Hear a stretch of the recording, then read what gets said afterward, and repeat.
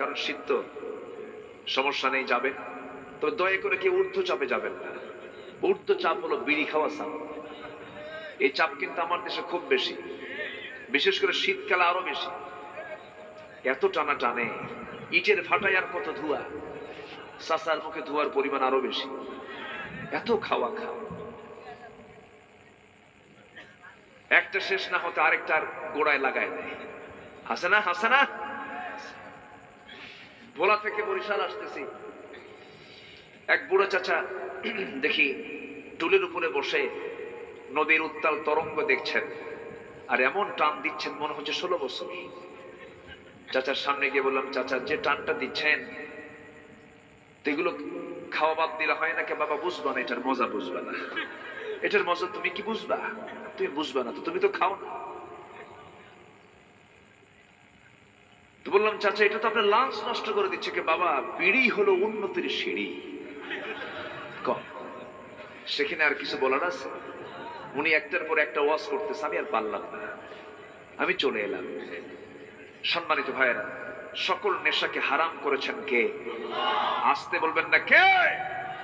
আবার অনেকে প্রশ্ন করে, হুজুর বিড়ি খাওয়া কি মানে উনি জায়েজ করার চেষ্টায় আছেন? আছে না নাই? পান খান, আপনি পান খেতে পারেন, পানের কোনো আপত্তি নেই। পান রস, পান পাতা, কোনো প্রবলেম নেই। কিন্তু পানের সাথে আবার হাকিমপুরি রহমতুল্লাহ আলাইহি কেন? এখানে প্রবলেম আছে না নাই? আছে না নাই? এগুলো খাওয়া যাবে না। আল্লাহ তুমি সবাইকে নেশা মুক্ত জীবন গড়ার তৌফিক দিয়ে দাও। জোরে বলি আমিন। তাহলে এই দুটো আয়াত আমরা পেয়েছি, কার পরিচয়? আসতে বলবেন না, কার পরিচয়? তো সূর্যের নিজস্ব আলো আছে, চাঁদের নিজস্ব কোনো আলো নেই। এটা পেয়েছে বিজ্ঞান কোন কিতাব থেকে? কোরআন থেকে। কারণ কোরআন আগে, বিজ্ঞান পরে, ঠিক কিনা? সূর্য করে, চন্দ্র করে, পৃথিবীর সকল কক্ষপথের সমস্ত সৌরজগতের সবকিছু পরিভ্রমণ করছে, এটা কোরআন বলেছে। বিজ্ঞান একবার বলল সূর্য ঘোরে, একবার বলল পৃথিবী ঘোরে। এখন তোদের মাথায় ঘোরে, ঘুরতেই থাকবে। মানুষের মাথা তো ঘুরবেই।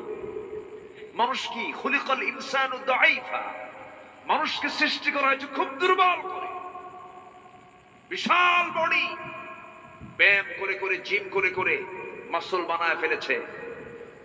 তিন দিকে বুকের ডান পাশে বাম পাশে 3টা দাগ করে 6 প্যাক বডি বানিয়েছে, বিশাল বডি। ফজর হয় না, কোনো দাম আছে? আসতে কোনো দাম আছে? যে বডি তোমাকে ফজর নামাজে উঠতে দেয় না, সে বডির 4 পয়সা মূল্য আল্লাহর কাছে নাই। বিশাল বডি, অহংকার দেখায়, বিশাল শক্তিশালী তুমি। হঠাৎ করে তোমার পেটে ফুড পয়জন হলো, একটু ডাইরেক্ট লাইন হয়ে গেছে, 6-7 বার গেছো, একটু হুঁশ নাই, কথার আওয়াজ বের হয় না। বউ সামনে দাঁড়া থেকে কয় আম্মা, মানে মনেও নাই এটা বউ না মা। খুলিকাল ইনসানু দাঈফা, মানুষকে সৃষ্টি করা হয়েছে খুব দুর্বল করে। অহংকার বান্দার জন্য নয়। যখন দেখবেন কোন ব্যক্তির ভিতরে ক্ষমতার অহংকার, টাকার অহংকার, দেহের অহংকার, এই সমস্ত জ্ঞানের অহংকার প্রকাশ পাবে, ভাববেন ওর ধ্বংস খুব কাছে, ঠিক কিনা? অহংকার করবেন কে? আর বিনয়ী হবে কে? আমরা। আল্লাহ বলছেন, কষ্ট পাচ্ছেন না তো? আল্লাহ তাআলা বলছেন, বান্দা শোনো, আমার পরিচয় তো 2 আয়াতে দিয়ে দিলাম। রাতকে দিনের মধ্যে ঢুকাই, দিনকে রাতের মধ্যে ঢুকাই। আকাশে সূর্য সুন্দর করে আলোকিত করি, রাতে চাঁদ দিয়ে দেই। এই 2টা পরিচয় দিয়ে বলছেন, এবার তোমরা কেমন হবে শোনো।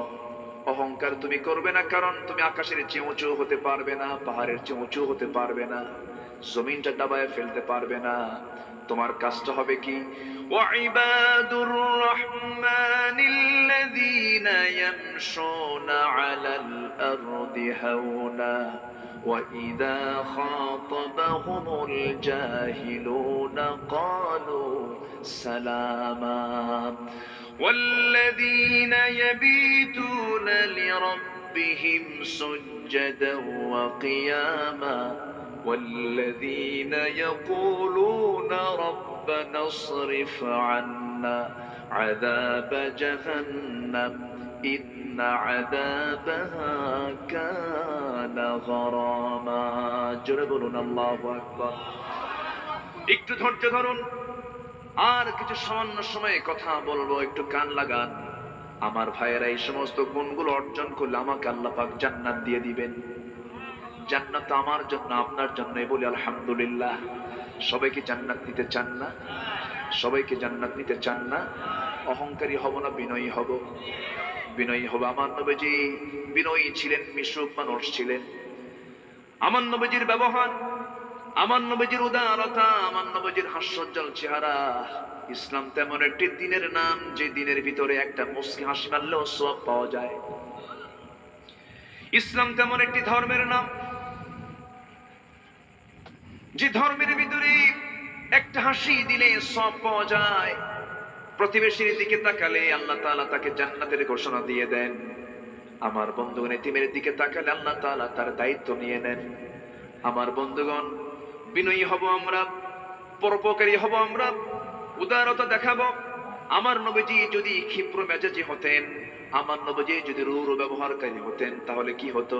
ফাবিমা রাহমাতিম মিনাল্লাহি লিনতা লাহুম ওয়ালাউ কুনতা ফাযযান গালিযাল কলবি লানফাদ্দু মিন হাওলিক فاعف عنهم واستغفر لهم وشاورهم في الأمر فإذا عزمت فتوكل على الله إن الله يحب المتوكلين جربوا الله أكبر